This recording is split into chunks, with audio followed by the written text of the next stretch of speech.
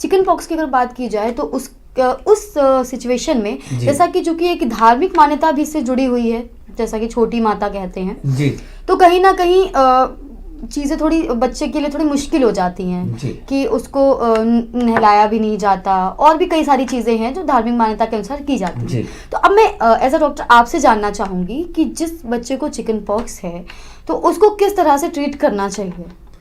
देखिए फिजिकली ये मनुष्य की अपनी समझ का जैसे कहना चाहिए प्रतिबिंबन है। हाँ जी। आपको मालूम है ये मलेरिया शब्द, आप मलेरिया जानते हैं, बुखार होता है मच्छर के काटने से होता है। फीमेल एनाफ्लीज मच्छर काटती है, उससे होता है जी। लेकिन ये नाम इसका मलेरिया क्यों है नहीं पता सर। मैल का मतलब होता है मैल प्रैक्टिसेस, दूषित गंदी प्रैक्टिसेस। एरिया वर्ड है एयर से, यानी हवा। तो ऐसा माना जाता था प्राचीन काल में कि गंदी हवाएं चलती हैं जो जिसे लग जाती हैं उसे मलेरिया हो जाता है। तो हमारी समझ की सीमाएं हैं जी। जब उसका मूल कारण लोगों को पता नहीं होता तो कहीं ना कहीं उसकी जिम्मेदारी रख दी जाती है कि गंदी हवा उसके लिए जिम्मेदार मान ली गई।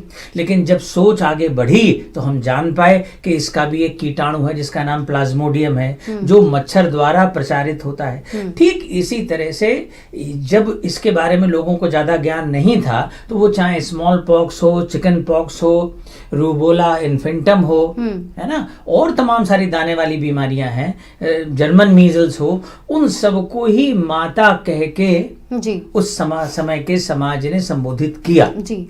लेकिन अब हम जानते हैं कि इन सब के लिए वायरस रिस्पॉन्सिबल है और हर एक के लिए अलग अलग प्रकार का वायरस है जी। और हम वैक्सीन्स के जरिए से चाहें तो इन बीमारियों का निरोध भी कर सकते हैं, रोक सकते हैं, और कई बार एंटीवायरल दवाइयां देके उस वायरस को नष्ट भी किया जा सकता है। अगर बीमारी खतरनाक हदों में जाने वाली है तो हम उसे रोक सकते हैं, उसका उपचार कर सकते हैं।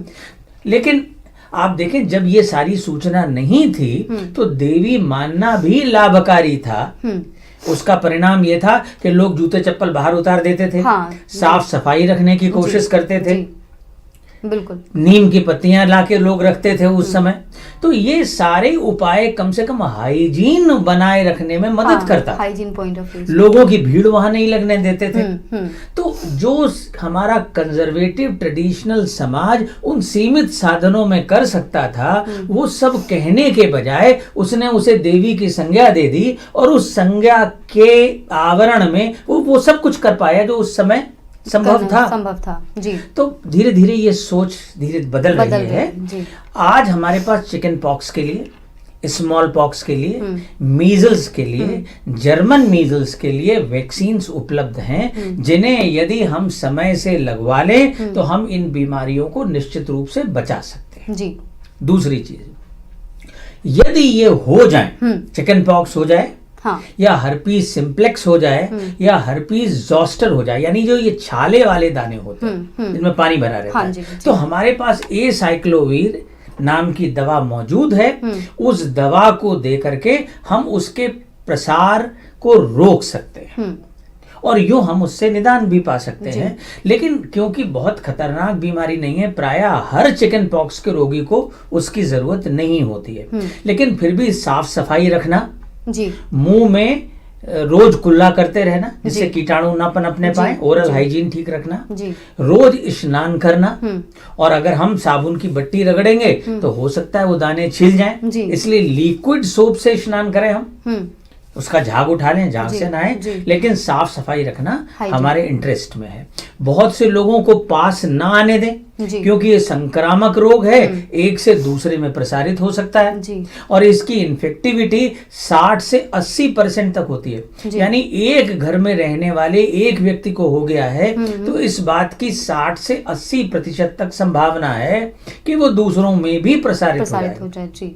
तो जो दूसरे लोग हैं उनको भी हम तत्परता से वैक्सीन लगवा लें जी। या अगर वैक्सीन की एक खुराक लगी है दूसरी नहीं लगी है तो उसकी बूस्टर डोज दिलवा लें और उन्हें कोशिश करें कि दूर रखें। एक बार ये हो जाती है तो फिर इससे लाइफ लॉन्ग इम्यूनिटी आपको आ जाती है जी। तो उस बच्चे को ये दाने निकले हैं उसकी देखभाल ऐसे वयस्क लोग करें जिनको ये दाने पहले निकल चुके हों, क्योंकि उन्हें अब होने की संभावना कम होती है। कम है या नहीं है, ये प्रैक्टिकली मान के पहले चिकन पॉक्स तो नहीं होगा।